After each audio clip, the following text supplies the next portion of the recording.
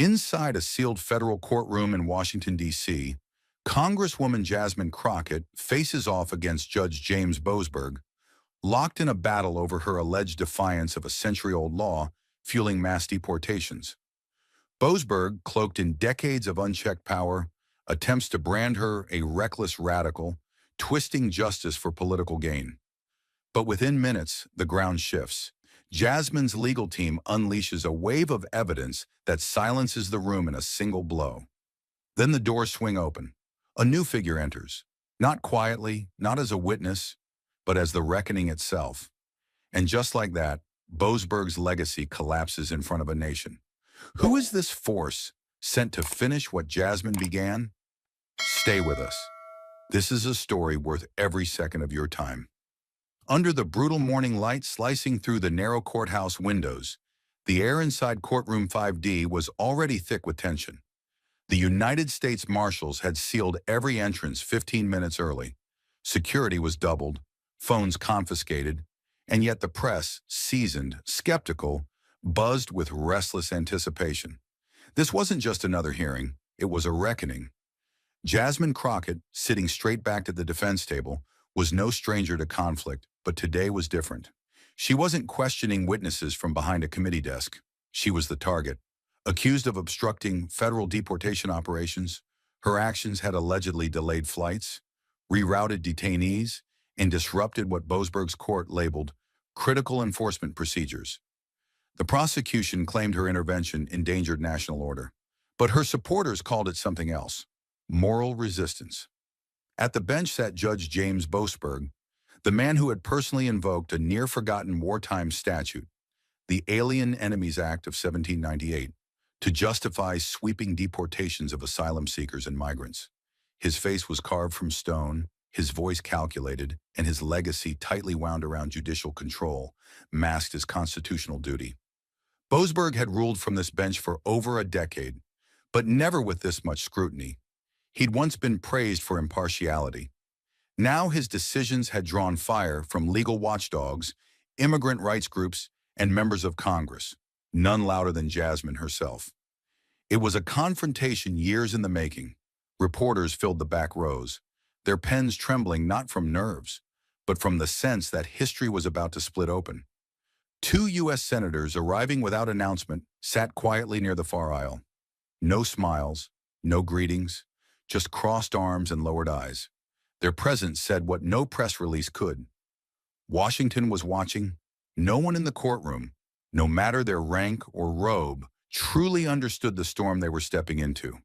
But by the time the day was over, it would no longer be just about Jasmine Crockett or a single deportation policy.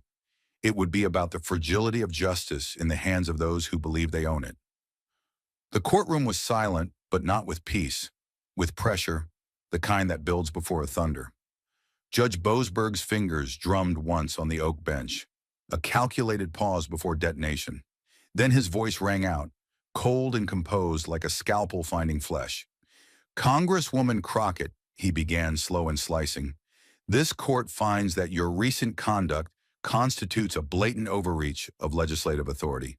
You've taken it upon yourself to obstruct a lawful federal directive, not through policy, not through vote, but through political agitation masked as moral outrage."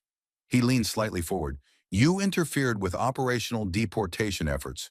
You lobbied ICE mid-transport. You disseminated internal schedules to the press under the guise of transparency." Then a deliberate sneer. "This isn't bravery. It's recklessness performed for applause. You have used your platform not to protect the law, but to weaponize its image." Murmurs rippled through the gallery, but none dared speak above a whisper. The judge's gavel hovered, but didn't fall. Its threat alone was enough. Jasmine Crockett did not flinch. She rose slowly, deliberately, her shadow cast long against the polished courtroom floor. Her hands rested on the edge of the table, steady, sure, not clenched. Her voice, when it came, was low, unwavering, and laced with controlled fire. "Your Honor," she said, every syllable carved with precision, "I did not abuse my power. I used it in the only way it still holds meaning, to shield people the law was written to forget." Her gaze locked with his, refusing to blink. If resisting the machinery of silence makes me a saboteur, then I wear that charge with clarity.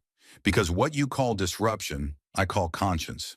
And what this courtroom sees as defiance was survival for those who had no defenders but me.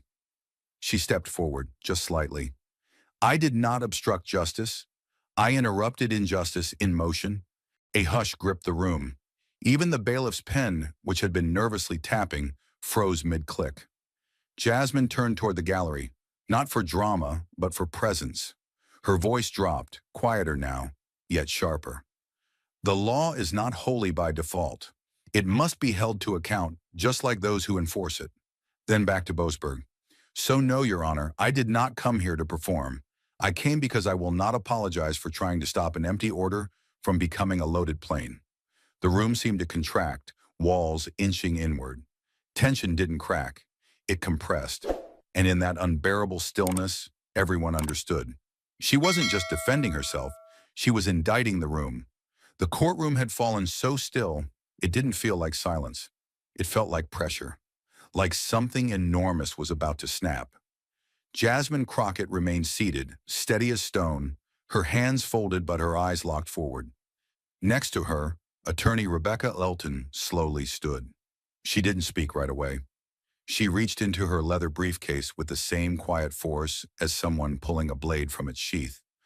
What she withdrew was not flashy, just a thick manila envelope, about the length of a legal brief. But the markings on it changed the energy in the room instantly. Across the front, confidential, Federal Review, Office of the Inspector General. And in the corner, a blue seal that every attorney in the room recognized. It meant the contents had been officially logged as part of an internal misconduct investigation. Rebecca didn't walk fast. She walked like time was hers to command. When she reached the podium, she turned toward Judge Boasberg, the man whose orders had brought Jasmine here, the man who, until this moment, had held the highest authority in the room. Rebecca's voice was calm, but precise, like a scalpel. Your Honor, she said, this envelope contains a sworn affidavit, signed, dated, and submitted under penalty of perjury. The author is a man you know well, Daniel Foster. He worked in your chambers for over 3 years. He handled your case files, scheduled your legal briefings, and saw the things the public was never meant to see. Boasberg's face remained flat, but there was a tension in his fingers now. His hand resting on the bench had curled slightly inward. Rebecca continued. Mr. Foster has testified that during his time as your assistant, he personally witnessed you receiving and reviewing draft documents, not from clerks, not from opposing counsel, but from an outside political group, the Global Justice Initiative. She let that land slowly. These weren't summaries or press releases. These were early versions of amicus briefs, legal documents submitted by outside groups to try to influence the outcome of a case. And they weren't sent after being filed. They were sent before, specifically to you, so you could give feedback. Gasps were no longer subtle. People in the press box started scribbling furiously. A junior DOJ staffer whispered, "That's not just unethical, that's case tampering." Rebecca's tone sharpened. According to Mr. Foster, you not only read these briefs in advance, but on at least 5 occasions, you asked him to print, mark, and revise them based on discussions you had with members of Global Justice Initiative. Mr. Foster has attached copies. He kept email records. He even logged the changes made and noted that some edits occurred before GJI submitted anything publicly. She held up the first page. This isn't an opinion, it's evidence. Metadata, internal memos, and a full list of dates and times. These weren't isolated incidents. They were a pattern, a deliberate relationship between your chambers and a private advocacy group trying to push a political agenda inside a courtroom meant to remain neutral.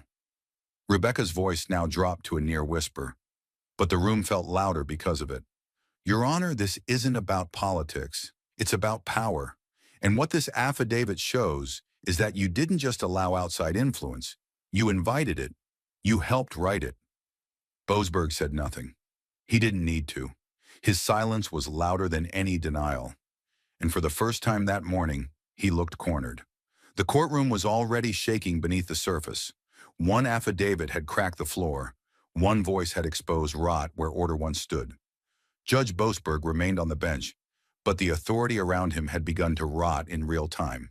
He wasn't presiding anymore. He was enduring. But then something happened that none of them, not even Jasmine, could have foreseen. From the rear of the courtroom behind the last row of observers came the unmistakable sound of reinforced doors unlocking from within.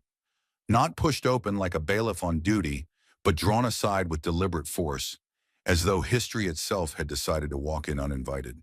2 U.S. Marshals entered first, their uniforms pristine, earpieces flashing. They moved fast but without panic, their boots striking the floor with quiet certainty. The gallery turned, slowly at first, then all at once.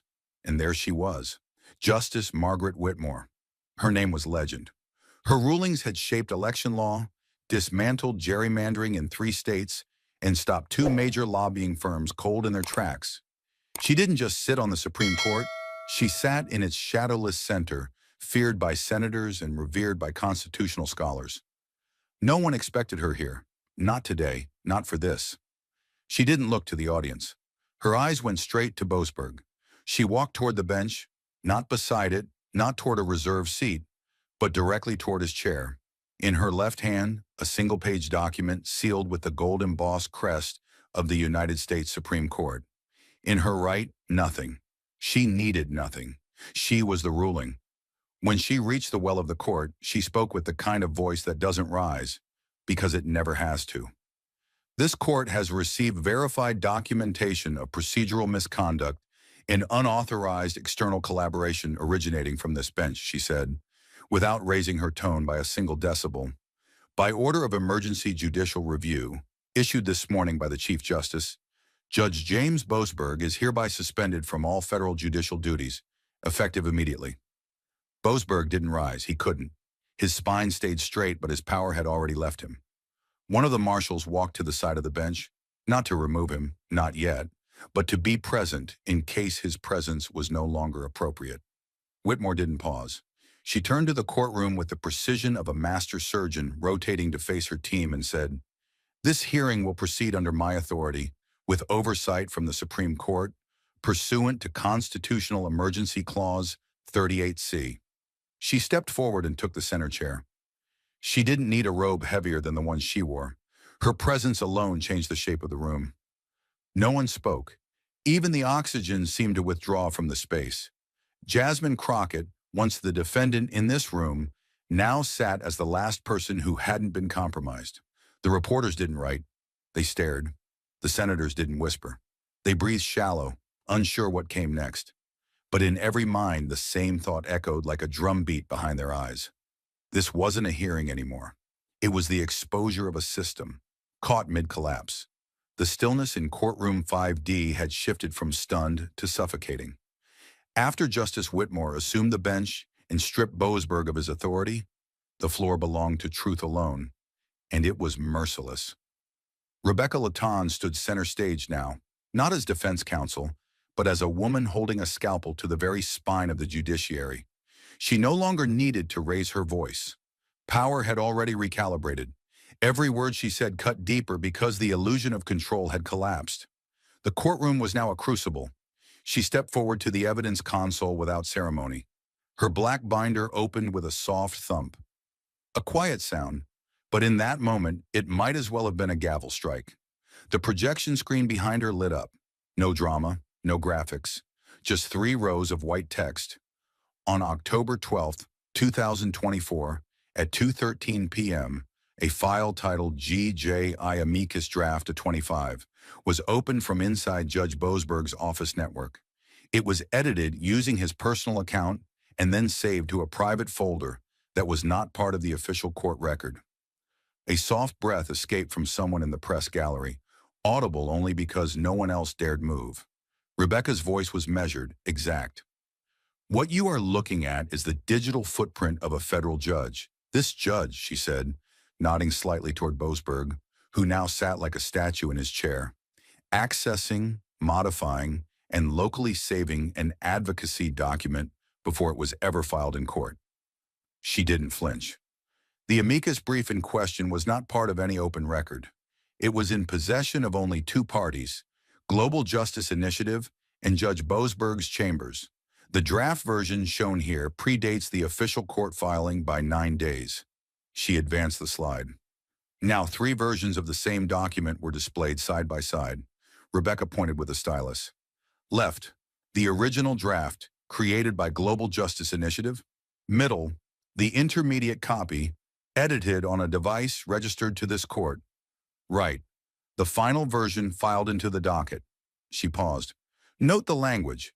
In the second paragraph, the original phrasing reads, "This court should consider." The final version says, "This court must consider." A subtle change. But as every attorney in this room knows, one carries a tone of suggestion. The other, a command. The tension in the room was beginning to calcify. Rebecca turned again to the judge's bench, this time addressing the new power in the room. "Justice Whitmore, with your permission, I will now play a recorded statement captured during a routine case prep call in the judge's chambers. The recording was archived under procedural indexing and flagged later by Daniel Foster during his submission to the Office of the Inspector General." Whitmore gave a single nod. "Proceed." Rebecca clicked the audio device. The recording didn't begin with words. It began with a chair creaking, the subtle shuffle of papers, and then the voice, calm, assured, familiar to everyone in the room. "Judge Boasberg." "Yeah," the voice said. "They write well. Clean structure, decent framing. I'll consider it. But make sure the final draft reads like it came from me, not them. Their message, my tone. I'm not going to rubber stamp some activist screed. I need this to sound judicial. Understand?" The recording ended. No music, no editing. Just a man, caught speaking too plainly, too carelessly, for anyone to pretend they misunderstood. The silence that followed wasn't empty. It was scorched earth. The transcript appeared beside the audio player. Boasberg remained expressionless, but his posture had shifted.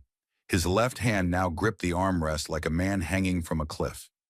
His right had curled into a soft, white-knuckled fist. He didn't blink. He didn't move. Because anything would have looked like guilt. Rebecca allowed the silence to hold a beat longer than was comfortable. She wanted them to feel it. Not just the exposure, the betrayal. She cleared her throat, not for effect, but because even she wasn't immune to the weight of the moment. "For clarity," she said, "the voice you heard does not refer to a clerk, a consultant, or a fellow jurist. He is speaking about a private organization, not party to any suit, submitting advisory language, which he then directs be rewritten to sound as if it were his own judgment. That is not consultation. That is co-authorship. That is judicial impersonation. And under any ethical standard recognized by this court, it constitutes an abuse of authority, a collapse of impartiality, and a violation of oath." She advanced to the final page of the affidavit on screen. A simple, clean summary typed by Daniel Foster, dated and signed. The last paragraph read, "As a staffer bound by confidentiality, I withheld this information for months. But watching these documents become decisions, watching lives change based on edits made in secret, I realized silence was no longer neutrality. It was complicity." Rebecca let that sentence hang like a blade. Then she slowly closed the binder, as if sealing a coffin. She turned toward the bench again, toward Justice Whitmore, who had not moved an inch, but whose presence now felt like the gravity in the room. Whitmore's eyes flicked once to Rebecca, once to the defendant's table, then, briefly without expression, to Boasberg. Then came her words, no gavel, no theatrics, just 5 syllables, as flat and final as stone falling into earth. "Call the next witness." And with that, the room exhaled, but not in relief, in awe, because they all knew what had just happened wasn't a presentation. It was an execution by fact.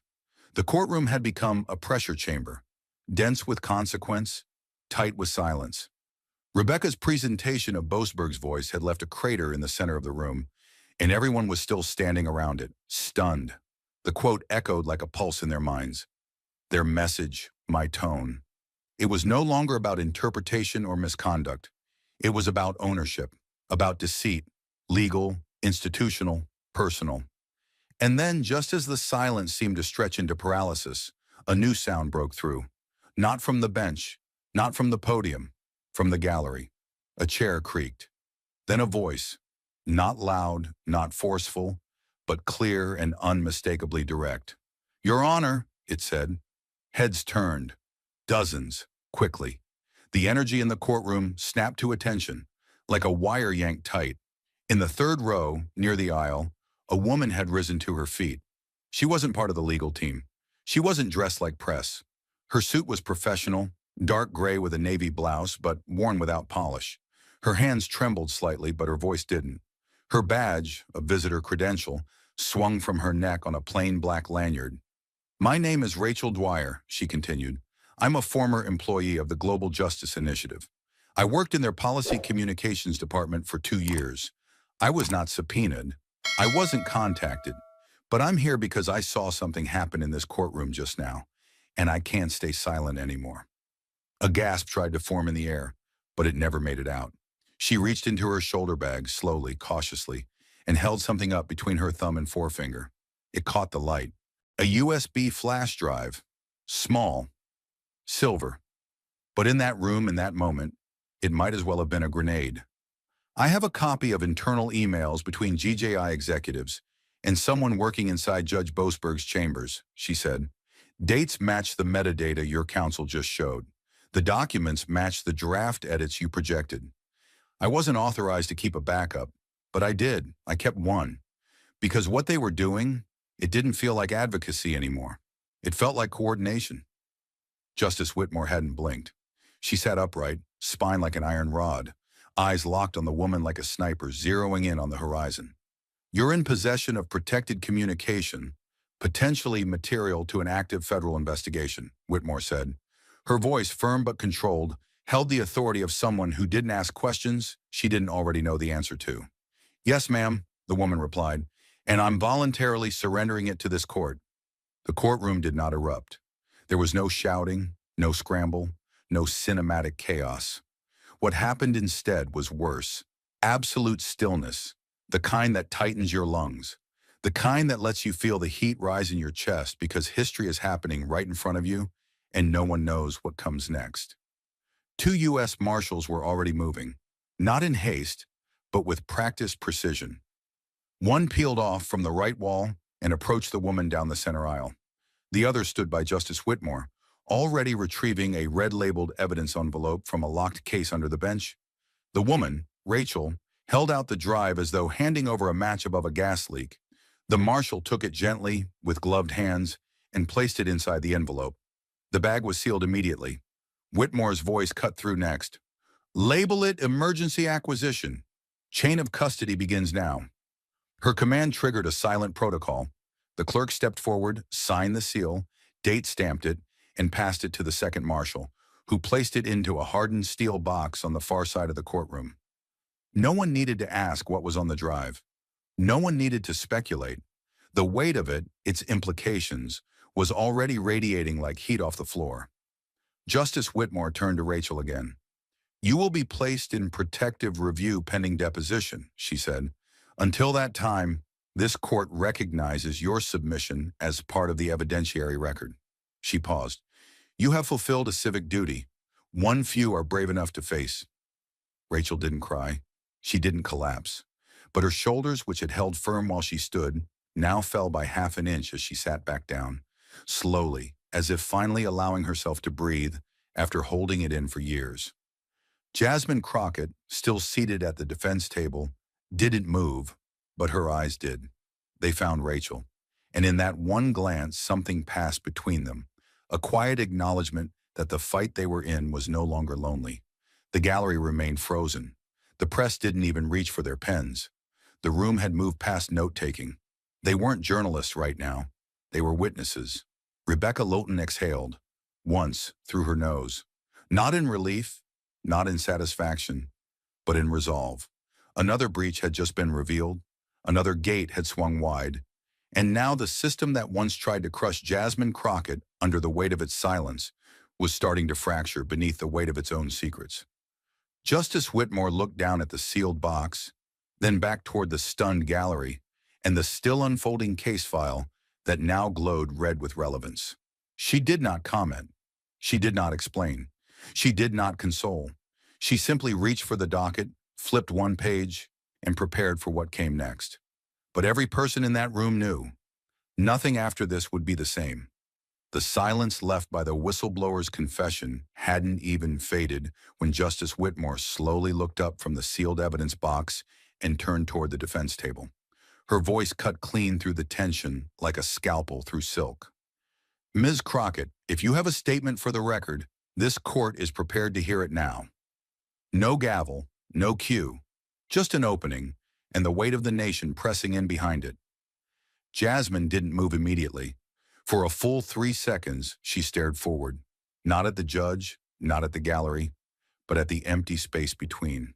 Then she rose, slow and silent, her palms resting on the oak table as she stood. No papers in hand, no rehearsed lines, just presence, pure, unshakable, and ready to burn through the walls. Her voice, when it came, didn't tremble. It didn't rise.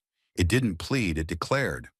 "Let me be clear," she said, locking eyes with Justice Whitmore first, then scanning the room with surgical precision. "I didn't come here to be a symbol. I didn't come here to be a cautionary tale or a scapegoat in someone else's courtroom theater." She paused, not for effect, but for breath, for truth. "I didn't come here to be punished. I came here to pull the curtain off a kind of justice that only serves those who'll never be crushed beneath it." Her voice sharpened. "I came to stand where too many are told to kneel, and I refuse to apologize for refusing to disappear." She stepped slightly forward, not toward the bench, but toward the center of the room, toward everyone. "The law as written wasn't the problem," she said. "The problem was who was holding the pen and who never had to live with the ink." Her tone now dropped just enough to land harder. "Because it's easy to write policies when you'll never be detained by them. It's easy to make rulings when no one you love is the one being shipped away at midnight on a plane with no name." She took another breath, slower now, her voice coiled and deliberate. "I am not on trial for breaking the law. I'm standing here because I challenged who gets to own it." The room held still. Even the court stenographer paused, then caught up, her fingers almost trembling. Jasmine continued. "They wanted to paint me as angry, as disruptive, as someone who couldn't follow protocol. But when protocol is a cage dressed up as procedure, you're damn right I rattled the bars." Her words hit like steel wrapped in velvet. "What I did in the open. What they did in shadows, in hallways, in drafts passed hand to hand, in rooms with no cameras and no clocks. And yet I'm the one who was told to sit down." She looked directly at the gallery now. "I didn't come here to play the victim. I came here to name the disease." Then to Whitmore. "Because a courtroom that punishes exposure instead of exploitation is not justice. It's a ritual. It's performance. And I didn't sign up to be part of the lie." She stood silent after that, motionless, her chest rising only slightly with breath. The words were done, but the echo they left, unrelenting. The courtroom had not recovered from Jasmine's voice. Her final sentence still hung like a dagger, suspended in midair. "I didn't come to be punished. I came to name the disease." It wasn't just heard, it was absorbed, by marble columns, by silent senators, by the national conscience watching from far beyond those four walls. Justice Whitmore didn't let the silence settle. She turned her head slightly and gave a signal with just 2 words. "Play the video." The lights dimmed by half, washing the room in grayscale. The central monitor, 32 inches high and visible from every corner, flickered with static, then stabilized. A man appeared seated in front of a bare concrete wall. The frame was tight. No bookshelves, no office backdrop, no markers of prestige. Just him, lit from one side by a desk lamp that cast a long shadow across his jaw. His name appeared in white text beneath the video. Daniel Foster, former judicial assistant to Judge James Boasberg. He didn't clear his throat. He didn't blink nervously. What he did was far more unnerving. He looked straight into the lens like he was staring through every layer of the institution that had once protected him. My name is Daniel Foster, he began, his voice low, unshaken, clinical. I served as a legal assistant inside Judge Boasberg's chambers for over 3 years. My responsibilities included managing incoming case documents, reviewing draft language for orders and opinions, and acting as a liaison between chambers and select third-party contributors. Already a current moved through the room, just beneath the skin of the crowd, the sense that something irreversible had begun. Foster didn't wait. He leaned slightly forward. Between late 2022 and mid-2024, I was instructed by Judge Boasberg on multiple occasions to refine amicus briefs submitted by external legal advocacy groups before they were officially docketed. One such group was the Global Justice Initiative. My job was to take their language and make it read like it came directly from our office. His eyes, even through the low-resolution video, burned with the clarity of someone unloading a long-held weight. Judge Boasberg was explicit.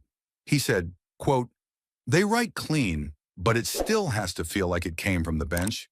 We can't let the fingerprints show." Gasps didn't erupt, but that made it more terrifying. What filled the room wasn't shock. It was recognition, the kind that happens when a puzzle piece locks in, when suspicion turns to truth. The audience wasn't learning something new. They were watching their worst assumptions get confirmed on record.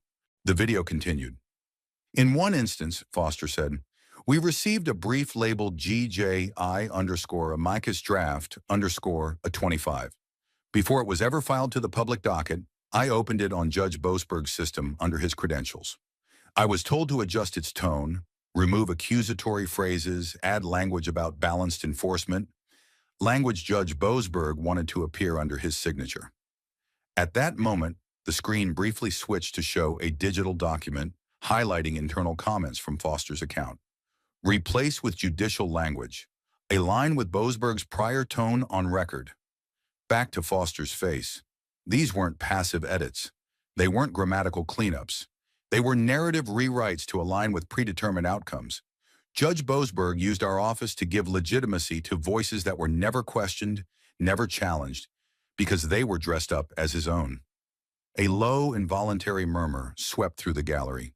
Someone whispered, "Oh my God," too loud to go unnoticed. The U.S. Marshal near the rear entrance took a single step forward, not to silence them, but as a precaution. The air was thick with moral voltage. Foster wasn't done. I told myself I was just doing my job, but it stopped being a job the moment I realized we weren't neutral. We weren't interpreting law, we were laundering it. That sentence didn't strike the room like a revelation. It landed like a confession, the kind that forced everyone in the courtroom to reassess their silence. On screen, Foster's expression barely changed, but the tiredness behind his eyes was unmistakable. Eventually, I saved a folder of these edits, just in case. I didn't intend to testify, but after watching the public narrative around Congresswoman Crockett collapse into character attacks, I couldn't sit on this anymore. Because what she challenged in daylight, I helped conceal in darkness. The video cut briefly to a timestamp, October 12th, 2024, 2:13 p.m. A metadata screen followed. A file titled GJI Amicus Draft. A 25 was opened using Judge Boasberg's account and then saved to a private folder that was not part of the official court record.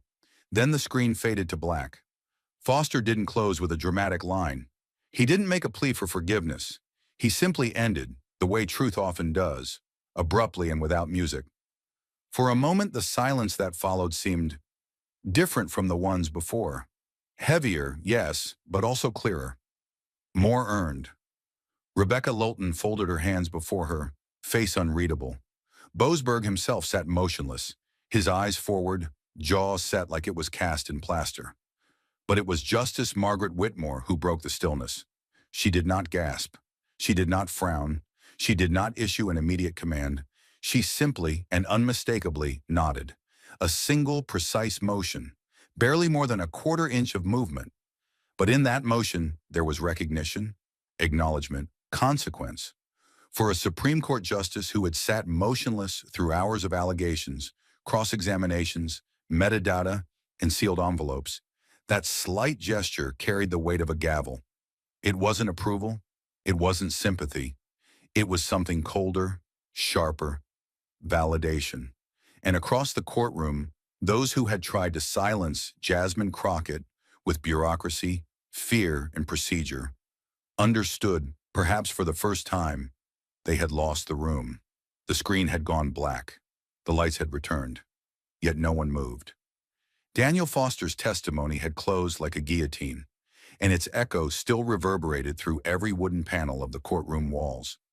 Even those accustomed to spectacle, senators, prosecutors, press veterans, sat paralyzed. Jasmine Crockett remained upright, her face unreadable, but her pulse surely pounding. Justice Whitmore herself, though composed as always, held the weight of something unspoken in her narrowed eyes.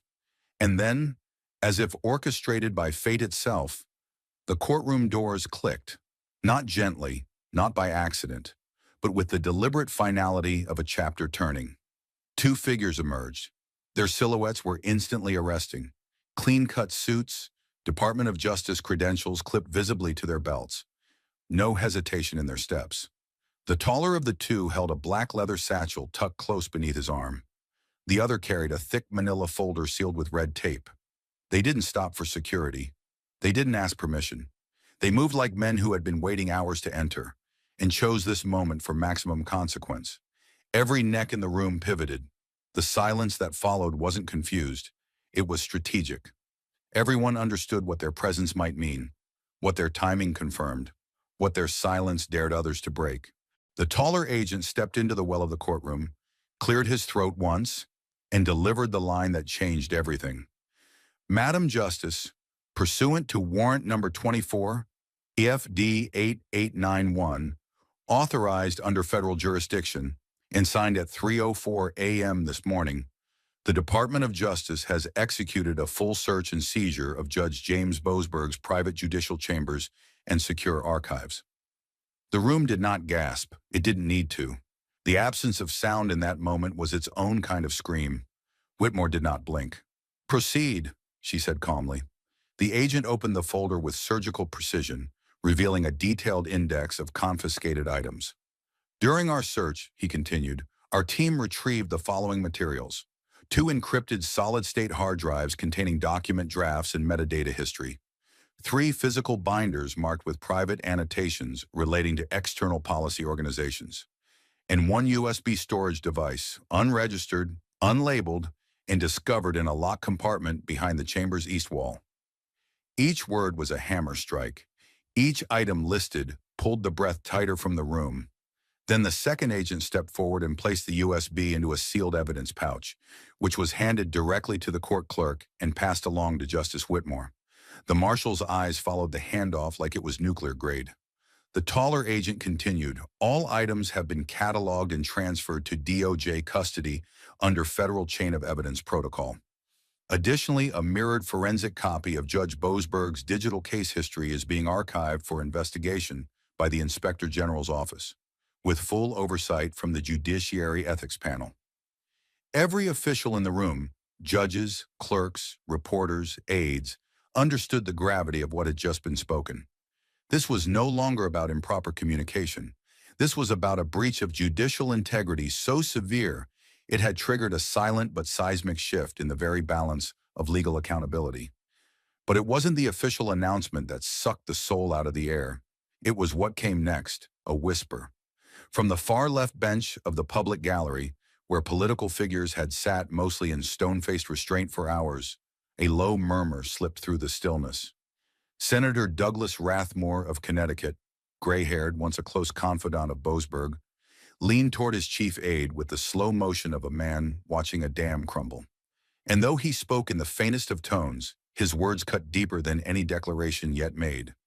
"If this is real, then Boasberg's not the only one." The aide didn't respond. He couldn't. His eyes were locked on the bench. His throat worked soundlessly, because the moment had transformed. No longer was it just about a powerful judge cornered by his own misdeeds. It had become a reverberating threat, one that reached far beyond the courtroom, whispering through corridors of power, into other chambers, into inboxes long thought secure. Boasberg was merely the first domino. Every person inside that courtroom understood. They weren't witnessing the fall of a man. They were witnessing the beginning of an institutional collapse. And the agents standing at the front weren't bringing chaos. They were bringing proof.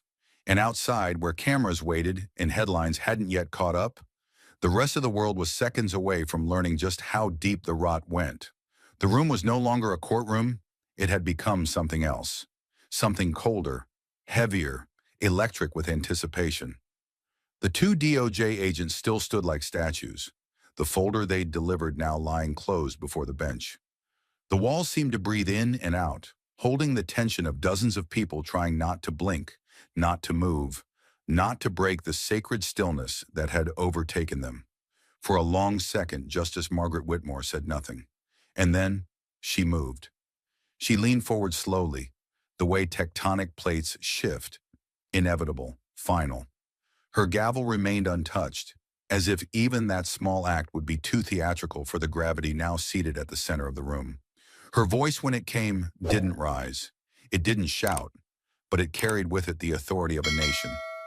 "Let this be entered into the record," she said, each syllable etched like chisel on stone. "Effective immediately, James Boasberg is suspended from all judicial duties without limitation of time. This suspension is based on material evidence presented before this court, including sworn testimony, forensic metadata, and confirmed violations of judicial neutrality." The oxygen was gone, not reduced, evacuated. No one reached for a phone. No one coughed. No one dared draw attention away from what was unfolding, because history was being carved second by second, word by word, right in front of them. Whitmore didn't pause. Her voice hardened. "Furthermore, the United States Supreme Court will initiate an urgent review of all rulings issued by Judge Boasberg in which external amicus briefs played a role. These cases, whether closed, pending, or appealed, will be reopened if material influence or collaboration with policy organizations is found to have compromised judicial independence. Every name tied to that manipulation will be traced, no exception." A camera shutter clicked. One, then two, then a dozen. Like a thunderclap held back too long, the moment broke. Reporters leapt to their feet, hands trembling as they fumbled for phones, earpieces, camera rigs. One woman from the Hill dropped her laptop bag entirely, scattering chargers and papers across the aisle, but didn't even glance down. She was already sprinting toward the exit, clutching her press pass and dialing with her other hand. "He's out. She did it. She actually did it," she whispered into her headset, voice shaking as her words were picked up by a live national feed. In another corner of the room, a correspondent from Reuters spoke hurriedly into his satellite uplink mic. "Breaking news inside the federal courthouse. Supreme Court Justice Whitmore has just announced the immediate suspension of Judge James Boasberg. The courtroom is in total upheaval, multiple cases now under federal re-examination. This is not just a suspension, it's the beginning of a judicial reckoning." Outside, the ripple became a tidal wave. Cameras turned. Anchors gasped mid-sentence. Producers yelled into earpieces. Graphics departments scrambled to write one sentence across every major screen in America. "Breaking federal judge suspended in live courtroom shock. SCOTUS to reinvestigate past rulings." But inside, Jasmine Crockett didn't move. She sat motionless, hands gently resting on the defense table, her shoulders still tense from hours under scrutiny, but now no longer braced against humiliation. Her eyes didn't close, and her mouth didn't smile. She simply breathed. For the first time in hours, maybe in months, she allowed herself to breathe. And it wasn't the breath of victory. It was the breath of someone who had screamed into a void for justice, and finally heard the void scream back.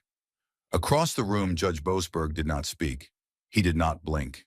He looked not at Whitmore, nor at the agents, nor at Jasmine. He looked instead at the floor, at the pale linoleum tiles beneath the weight of institutions, reputations, and now truth. The silence returned, but this time it was changed. It wasn't fearful. It wasn't anticipatory. It was reverent.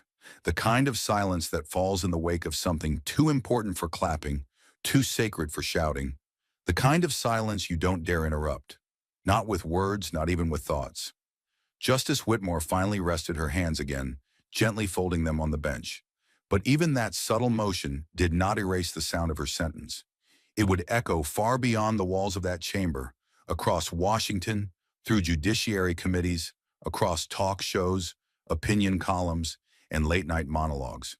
Because what she had just done wasn't punishment, it was a declaration. And in its wake, the country would not return to normal. It would look back on this day, this room, this moment, and say, this is when the system blinked.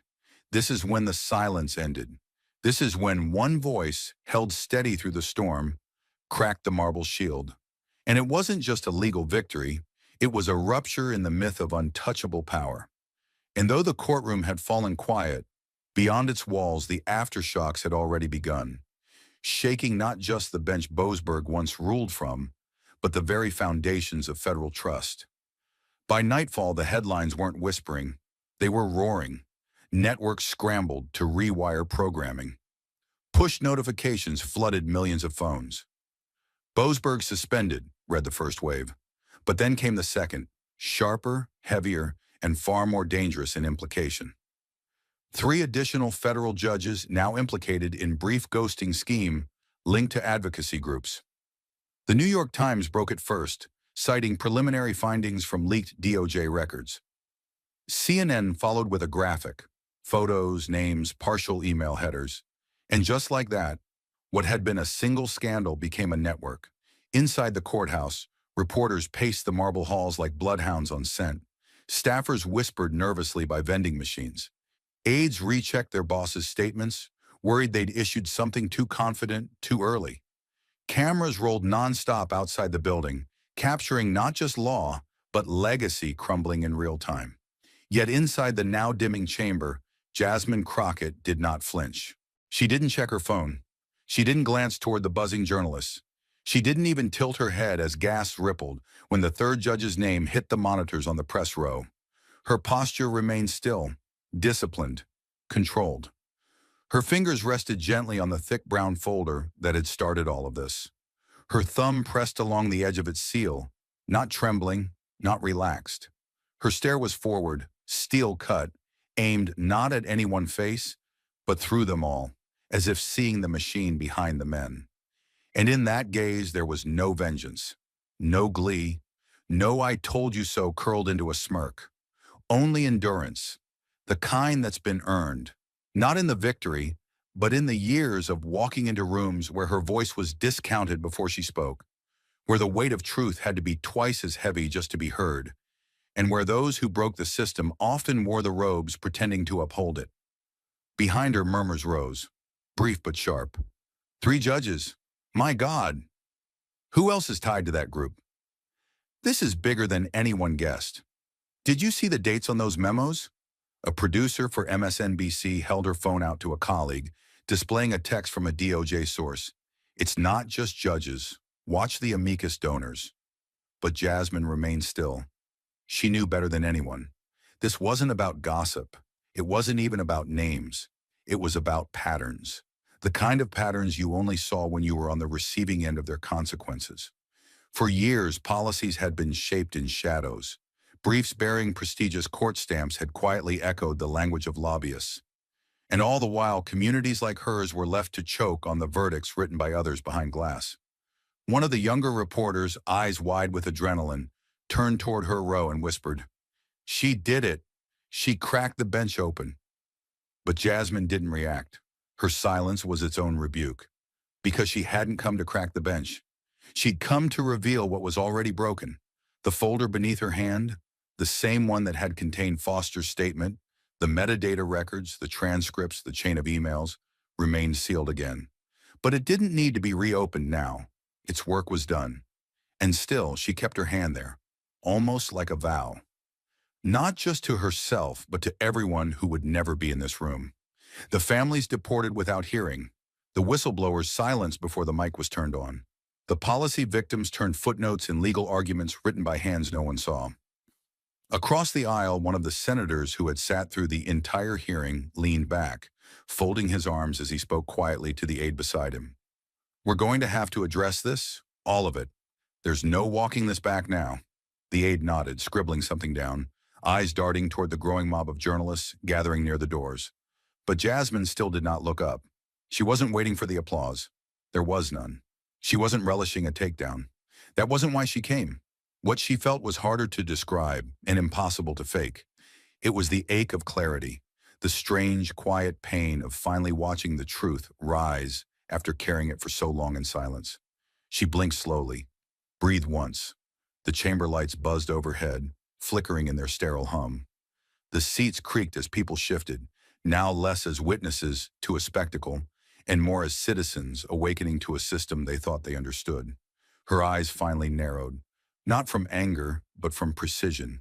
She knew the fight wasn't over. It had just lost its disguise. And outside, the sky above Washington turned a strange color. Neither dark nor light, a kind of bruised twilight. The kind of sky you get when a storm breaks, but hasn't finished yet. And though the storm outside was just beginning to roar, inside the courtroom, one woman remained calm at the eye of the chaos, still grounded and about to speak for everyone who never had the microphone. Jasmine Crockett stood slowly, deliberately. There was no rustle of papers, no glance at prepared remarks. She didn't need them. The silence that greeted her was not void. It was charged. It was the stillness of people who knew, deep in their bones, that something irreversible was about to be said. She didn't step up to the bench. She didn't move to the center. She simply turned to face the room, her posture regal but unguarded, the weight of 1,000 hearings in her spine, the lives of 1,000 silenced communities in her lungs. The courtroom, still trembling from the echoes of Whitmore's ruling, held its collective breath once more. Even the clicking of cameras stopped. The court reporter's hands hovered above the keys. Security personnel, trained to neutralize threats, watched her instead with something else in their eyes. Respect, perhaps, or awe. She spoke. "I didn't come here to destroy the system," Jasmine began, her voice low but resolute, cutting through the room with the authority of lived truth.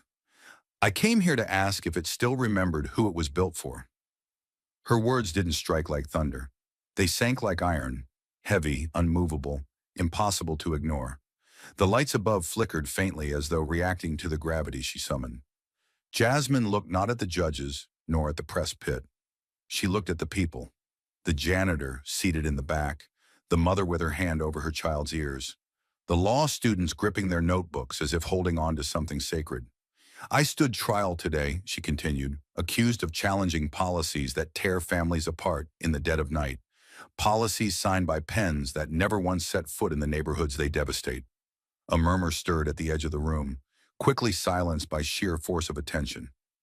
"I've been called a disruptor, a troublemaker, a radical," she said, the corner of her mouth tightening, not into a smile, but into a steel line of resolve. "But if standing between power and its victims makes me guilty, then I'll wear that guilt like a badge." Gasps, then stillness. No one had expected a closing statement, not like this. Not one that named the disease instead of just the symptoms. Not one that dared call into question the entire framework of law, not as an ideal, but as a tool wielded selectively. Jasmine took a single step forward, her voice rising, not in volume, but in moral altitude. "This isn't about one judge, or 3, or 10. This is about a structure that rewards the silent and punishes the brave. A system that launders injustice through legalese and dares call it neutral." The marble pillars of the courtroom, once designed to intimidate, seemed to shrink beneath her words. They weren't stone now. They were relics, witnesses to a truth too long buried.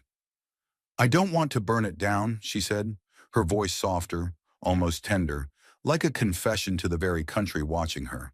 "But if this system no longer serves the people, if it serves profit, power, and proximity to privilege instead, then we do not fix it with tweaks." She let the words hang. "We rebuild it." And with that, she stopped. No dramatic pause. No lingering glance for effect. No appeal for applause. But the silence shattered anyway. It started in the back. A single pair of hands clapping, once, then again, louder. Then another. Then 2 more. Then the law student who had taken down every word. Then the court officer who had stood guard the entire hearing, nodding slowly. And then, the room exploded. Thunderous applause erupted, violating every rule of federal courtroom decorum, but no one cared. The court clerk didn't bang a gavel. The marshals didn't raise their hands. Even Justice Whitmore didn't interrupt. She simply leaned back in her chair, eyes fixed on Jasmine, with a face like someone who had just seen something rare. Not a performance, but a turning point. A moment later, even the reporters joined in, not to participate, but because something primal in the room made neutrality feel impossible. What Jasmine had said wasn't political, it was ancestral. It was truth spoken in the temple of law, and for the first time in years, that temple had listened. Jasmine nodded once gently and gathered her folder. Not in triumph, in duty. She didn't wave, didn't bow. She didn't need to. Her words were still rising. As she turned to leave, the cameras clicked back on, the room still clapping as if they feared silence would return too soon. She stepped through the large wooden doors, her heels echoing against the marble floor like drums in the wake of a revolution. Behind her, the echoes continued. Not of violence, not of protest, but of something far more dangerous to the powers that be. Hope, with a spine. And for the first time in a long time, people didn't look at Congress and see gridlock. They didn't look at the courts and see shadows. They looked at a woman, flawed, unbowed, unafraid, and saw a blueprint for what justice could sound like when it stopped whispering. They had come expecting a trial. They left having witnessed a reckoning. And somewhere across the country, a little girl watching the live stream in a living room her parents were once told they didn't belong in, turned to her father and whispered, "She didn't ask for power, she asked for truth." And the father, who had once taught his daughter to avoid politics for her own safety, finally let the words out. Maybe now it's safe to speak again. Even after Jasmine had left the courtroom, her words refused to leave the air. They clung to the walls, to the headlines, and to the people who finally heard justice spoken with something sharper than legality: courage. That night, the nation didn't sleep. The story broke not in the morning, but under a blood-red moon, in a moment when America was supposed to be quiet. At 12:17 a.m. Eastern Time, the Department of Justice released a 6-line press statement that detonated across every screen still glowing in the dark. No introductions, no hedging, just a declaration. In light of evidence presented today in federal court, the DOJ is forming a special commission to investigate judicial conflicts of interest related to amicus briefs filed nationwide, effective immediately. The announcement sent newsrooms into chaos.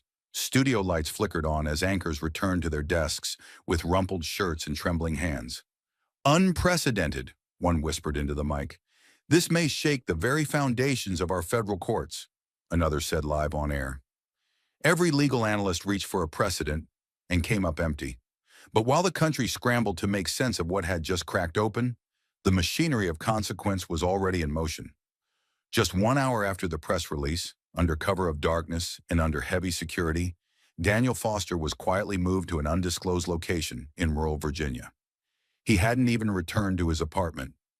U.S. Marshals had intercepted him at a hotel just off Interstate 395 and transported him in an unmarked SUV. Bulletproof glass, triple convoy protocol, no names spoken aloud. His eyes, behind square glasses, stayed fixed on the road ahead. No fear, just a grim understanding. He had not merely testified against a judge. He had testified against a machine, and machines do not forget. Inside the safe house, Foster was told to use only first names. His phone was replaced with a secure device. A security detail rotated every 6 hours. He was no longer just a witness. He was now the key to a Pandora's box that could rewrite decades of legal neutrality. Meanwhile, on the other side of the Capitol, Jasmine Crockett sat alone in her office, lit only by the soft amber glow of her desk lamp. She hadn't changed out of her navy blazer. The courtroom's echoes still lived in her chest. She wasn't tired, but her hands trembled slightly as they hovered over her laptop. She opened her inbox. It crashed, then reloaded. The number was surreal: 12,000 unread messages in less than 5 hours. The subject lines were eerily similar. Dozens, then hundreds, then thousands. All with the same words typed by strangers who had nothing in common but the feeling that someone had finally spoken for them. Thank you. Thank you for not being silent. Jasmine sat back, not smiling, not crying, just still. Because this wasn't a flood of congratulations. It was a flood of confession. Each email, each ping was a life, a name, a memory of injustice that had never made the news. A father detained for no reason, a housing application rejected without explanation, a courtroom where no one had listened. And now, someone had. Her eyes scanned a few of the messages, barely able to keep up. My brother was deported even after his green card renewal was pending. You gave me hope I didn't know I needed. I'm a law student. Today I finally believed again in why I chose this path. My daughter asked if judges ever get held accountable. Tonight I told her yes. They poured in, minute by minute, like rainfall on the scorched ground. But Jasmine didn't reply. Not yet. Instead she stood and walked to the window. Outside, the Capitol dome glowed faintly under the night sky, silent and still. But she knew. It wasn't still at all.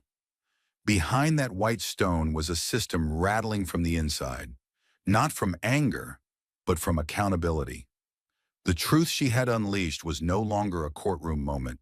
It was a cultural rupture. And now people were watching, not with curiosity, but with expectation. Back inside the DOJ's war room, the newly formed special commission was already in session. The names of judges were being listed, subpoenas drafted, whistleblowers anonymized. And for the first time in decades, entire branches of power were no longer trusted to police themselves. A whiteboard in the room read, "Target structural vulnerabilities. Amicus submission pathways." And beneath it, in red marker, "Review all affiliations. Leave no immunity assumed." Back in Jasmine's office, the email counter was still ticking. She scrolled again, pausing on one from a woman in New Mexico. No capital letters, just simple lines that landed like truth. "I've been invisible my whole life. You stood up, and I saw myself." Jasmine read it 3 times. Then she did something rare. She whispered the words out loud. "You're not invisible." She closed the laptop and walked back to her desk. She placed her hand flat on the folder she'd carried into court that morning, the same folder Boasberg had mocked, the one reporters said was more symbolic than substantive. But that folder had sparked a reckoning, and now in the quiet hours before dawn, it felt heavier than before, not with burden, but with purpose. Behind her, the night sky was turning. Across the country, a teacher paused while grading papers to replay Jasmine's speech. In Kansas, a factory worker texted her daughter, "You should run for office someday." In Seattle, a retired immigration attorney wept for the first time in years, not out of sadness, but because someone had finally said aloud what had haunted her every closing argument. And in a small apartment in Detroit, a man sat up in bed, laptop on his knees, and typed out an email with shaking fingers. "My uncle died in detention. No charges, no answers. I've never written to anyone about it before. Thank you for giving us a reason to speak." That message never made the news, but it changed Jasmine.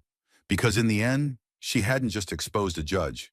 She had shattered the silence that kept so many believing they were alone. And while the headlines screamed about federal investigations, legal chaos, and political aftershocks, Jasmine Crockett read between the lines. What she heard wasn't panic. It was the sound of a country beginning, at long last, to listen. Thank you for watching until this moment and for standing with us on this journey for justice. Your support means everything. Like, subscribe, and turn on notifications so you never miss what's next. And we'd love to hear your thoughts. Leave a comment below and let us know what moved you most in this story. Together, our voices make a difference.